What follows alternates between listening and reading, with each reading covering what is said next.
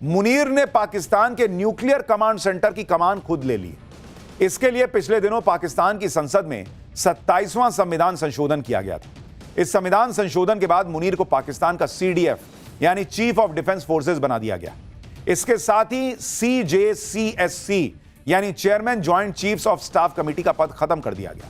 इसका सीधा मतलब यह है कि अब पाकिस्तान में तीनों सेनाएं और न्यूक्लियर कमांड सेंटर का कंट्रोल सीधे मुनीर के हाथ में। मुनीर कभी पाकिस्तान की सेना को अल्लाह की सेना बता रहा है, कभी कह रहा है कि अल्लाह दुश्मन पर फेंकी मिट्टी को मिसाइल बना दे। यानी मुनीर मान रहा है कि पाकिस्तान की मिसाइलें मिट्टी से ज्यादा कुछ है नहीं। मुनीर की एक मुसीबत यह भी है कि भारत जब इस बार पाकिस्तान को ठोकेगा तो पाकिस्तान लड़ नहीं पाएगा, क्योंकि खुद उसके जो एयरबेस भारत ने मिट्टी में मिलाए थे वो अब तक ठीक नहीं हो पाए हैं। ऑपरेशन सिंदूर में भारत ने पाकिस्तान के 11 एयरबेस फोड़े थे, जिसमें पाकिस्तान का नूर खान एयरबेस भी शामिल था। नूर खान एयरबेस पाकिस्तान का सबसे अहम एयरबेस माना जाता है। यह पाकिस्तान के रावलपिंडी में, और इसी एयरबेस के पास पाकिस्तान का न्यूक्लियर कमांड ऑफिस का हेडक्वार्टर SDP यानी स्ट्रेटेजिक प्लान्स डिवीजन भी है। कुल मिलाकर भारत ने पाकिस्तान के उस एयरबेस को तबाह कर दिया था, जिसके पास पाकिस्तान के परमाणु हथियारों का कमांड सेंटर है। और यह हमला कितना जबरदस्त था, इसका अंदाजा इसी बात से लगाया जा सकता है कि पाकिस्तान अब भी ऑपरेशन सिंदूर के दौरान तबाह एयरबेस को ठीक नहीं कर पाया। और इसका खुलासा भारत ने नहीं, बल्कि ओपन सोर्स इंटेलिजेंस नेटवर्क के एक्सपर्ट्स ने किया है। यह खुलासा सैटेलाइट की मदद से ली गई तस्वीरों के जरिए हुआ। नूर खान एयरबेस की 2 तस्वीरें शेयर की गई हैं। पहली तस्वीर में नूर खान एयरबेस पर नई फैसिलिटी बनाने का काम होता नजर आ रहा है। यह 16 अक्टूबर की है, जिसमें नूर खान एयरबेस पर बिल्डिंग का स्ट्रक्चर अधूरा नजर आ रहा है। जबकि दूसरी तस्वीर 15 नवंबर की है, जिसमें एयरबेस पर बिल्डिंग का स्ट्रक्चर नजर आने लगा है। यानी मुनीर ने एटम बम का कंट्रोल और न्यूक्लियर बटन तो अपने पास रख लिया, लेकिन जिस एयरबेस से पाकिस्तान लड़ेगा वही मिट्टी में मिला हुआ, वहां भी काम ही पूरा नहीं हुआ है। इसी तरह पाकिस्तान के उत्तरी सिंध के जैकोबाबाद एयरबेस की भी सैटेलाइट तस्वीरें शेयर की गई, जिसमें ऑपरेशन सिंदूर के दौरान भारतीय मिसाइल के टारगेट में आई हैंगर की छत को धीरे धीरे पूरी तरह तोड़ने का काम हो रहा है। पहली तस्वीर 2 अप्रैल की है, जिसमें जैकोबाबाद एयरबेस पर हैंगर की छत पूरी तरह सही सलामत नजर आ रही है। दूसरी तस्वीर 12 मई की अब आपको दिखा रहा हूं, जिसमें ऑपरेशन सिंदूर के बाद की यह तस्वीर है और इसमें एयरबेस में टारगेट किए गए हैंगर की छत को नुकसान दिखता है। अगली तस्वीर जो आप स्क्रीन पर है वो 29 सितंबर की है, जिसमें हैंगर की छत को तोड़ने का काम होता दिखता है। 14 अक्टूबर की तस्वीर में भी हैंगर की छत को पूरी तरह नहीं जोड़ा जा सका है, जबकि 8 नवंबर की तस्वीर में जैकोबाबाद एयरबेस पर हैंगर की छत को तोड़ने का काम पूरा हुआ नजर आ रहा है।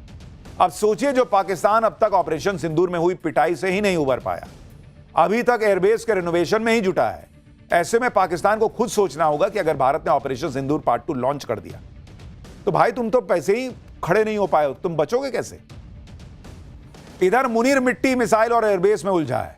उधर रूस की राजधानी मॉस्को में हुई SCO की बैठक में भारत ने एक बार फिर साफ कर दिया है कि SCO का गठन आतंकवाद से लड़ने के लिए हुआ था और आज ये खतरे पहले से भी ज्यादा गंभीर हो गए। दुनिया को आतंकवाद के खिलाफ जीरो टॉलरेंस दिखाना ही होगा।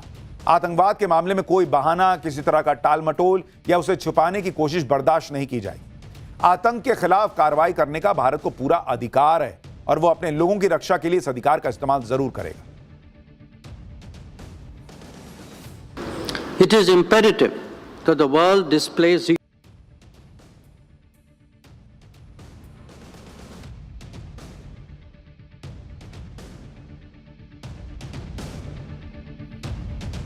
दिल्ली ब्लास्ट को लेकर भारत के विदेश मंत्री एस जयशंकर ने SCO बैठक में मौजूद पाकिस्तान के विदेश मंत्री इशाक डार को भी सख्त मैसेज दिया।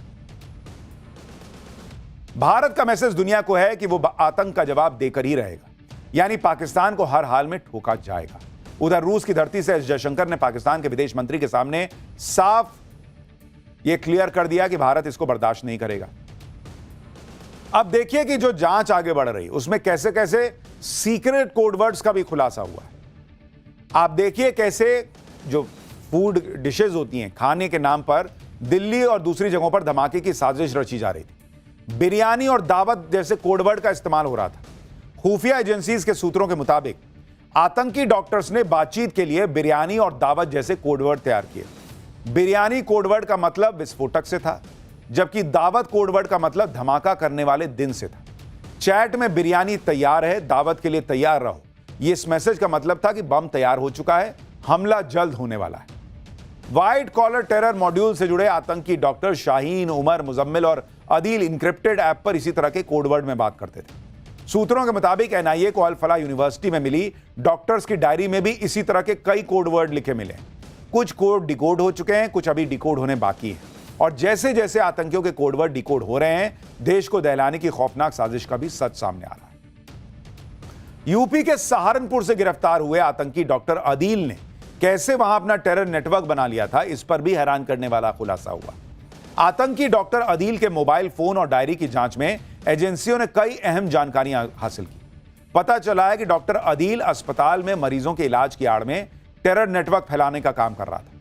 जांच एजेंसियों के सूत्रों के मुताबिक अदील के मोबाइल फोन और डायरी से मदरसे के छात्रों, कश्मीरी छात्रों और मेडिकल कॉलेज में पढ़ने वाले छात्रों के नंबर मिले।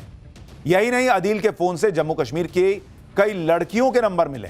जांच एजेंसीज को शक है कि आतंकी डॉक्टर अदील न सिर्फ व्हाइट कॉलर टेरर मॉड्यूल के लिए लॉजिस्टिक्स और फाइनेंस का काम देखता था, बल्कि छात्रों और युवाओं का ब्रेन वॉश करके टेरर नेटवर्क को फैला रहा था। शुरुआती जांच में इस बात के भी सबूत मिले हैं कि डॉक्टर अदील हनी ट्रैप के लिए जम्मू कश्मीर की लड़कियों का इस्तेमाल करता था और हनी ट्रैप के जरिए साथी डॉक्टर्स और युवाओं को अपने टेरर के जाल में फंसाता था। सूत्रों के मुताबिक डॉक्टर अदील की डायरी से कम 25 मोबाइल नंबर मिले हैं। इनमें से ज्यादातर सहारनपुर में पढ़ने वाली कश्मीरी छात्रों के। व्हाइट कॉलर टेरर मॉड्यूल के टारगेट में भगवान राम की नगरी अयोध्या भी थी। इस बात का खुलासा हुआ है कि व्हाइट कॉलर टेरर मॉड्यूल की मास्टरमाइंड मानी जा रही डॉक्टर शाहीन का भाई डॉक्टर परवेज अयोध्या में रेकी कर चुका था। जांच एजेंसियों के सूत्रों के मुताबिक आतंकी डॉक्टर परवेज ने अयोध्या के एक अस्पताल में इंटर्नशिप की थी। साल 2010 में परवेज ने अयोध्या के अस्पताल में काम भी किया था। आतंकी डॉक्टर परवेज के अयोध्या कनेक्शन का खुलासा होने के बाद जल्दी ही एनआईए की टीम अयोध्या जा सकती है, जहां परवेज के साथ काम कर चुके लोग या उसके साथ रह रहे लोगों से भी पूछताछ की जाएगी। यानी एक तरफ दिल्ली ब्लास्ट की साजिश में बड़े बड़े खुलासे हो रहे हैं, अस्पतालों से सलाखों के पीछे पहुंचे डॉक्टर्स का भी उन पर भी बड़ा एक्शन हो रहा है। यूपी स्टेट मेडिकल काउंसिल ने आतंकी डॉक्टर शाहीन और अदील का मेडिकल रजिस्ट्रेशन रद्द कर दिया है। अब ये दोनों कभी मेडिकल प्रैक्टिस कर नहीं पाएंगे। क्या ही करेंगे, अब तो जेल ही में रहेंगे मेरे ख्याल से। इंडियन मेडिकल काउंसिल की सिफारिश पर यह कार्रवाई की गई है। आईएमसी ने सभी स्टेट मेडिकल काउंसिल को साफ निर्देश दिया है कि अगर किसी डॉक्टर के खिलाफ टेरर एक्टिविटीज में शामिल होने के सबूत मिलते हैं तो तत्काल प्रभाव से उसका रजिस्ट्रेशन कैंसिल कर दीजिए। इस व्हाइट कॉलर टेरर मॉड्यूल का खुलासा होने के बाद फरीदाबाद की अल फलाह यूनिवर्सिटी भी जांच एजेंसियों के रडार पर लगातार है, क्योंकि इसी के अंदर बैठकर आरोप लग रहा है कि पूरी साजिश रची गई। आज ईडी की टीम ने अल फलाह यूनिवर्सिटी से जुड़े ठिकानों में एक साथ छापेमारी की। यह कार्रवाई मनी लॉन्ड्रिंग एक्ट के तहत की गई। ईडी इस बात की पड़ताल में जुट गई है कि कहीं अल फलाह यूनिवर्सिटी को टेरर फंडिंग तो नहीं मिल रही थी, जिसके लिए आज ओखला में अल फलाह ट्रस्ट के मुख्यालय, इससे जुड़ी 9 कंपनियों, फरीदाबाद में यूनिवर्सिटी के कैंपस और इसके संचालकों के 25 ठिकानों पर एक साथ छापेमारी शुरू की है। सूत्रों के मुताबिक छापेमारी के दौरान ईडी अब तक कई दस्तावेज, बैंक खातों की डिटेल, लैपटॉप और मोबाइल फोन समेत कई डिजिटल डिवाइस जब्त कर चुकी है। इस वक्त एक और बड़ी खबर आ रही है, अल फलाह यूनिवर्सिटी का फाउंडर गिरफ्तार हो गया है।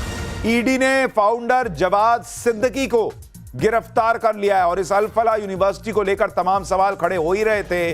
अब ईडी ने अल फलाह यूनिवर्सिटी के फाउंडर जवाद सिद्दीकी को भी गिरफ्तार कर लिया और अब आप देखिए किस तेजी से यह काम चल रहा है। क्या क्या और खुलासे होते जाएंगे और जो हैरान करेंगे, ये देखना होगा। देश के अंदर छिपे आतंकवादियों के सफाई के लिए ताबड़तोड़ एक्शन तो चल ही रहा है।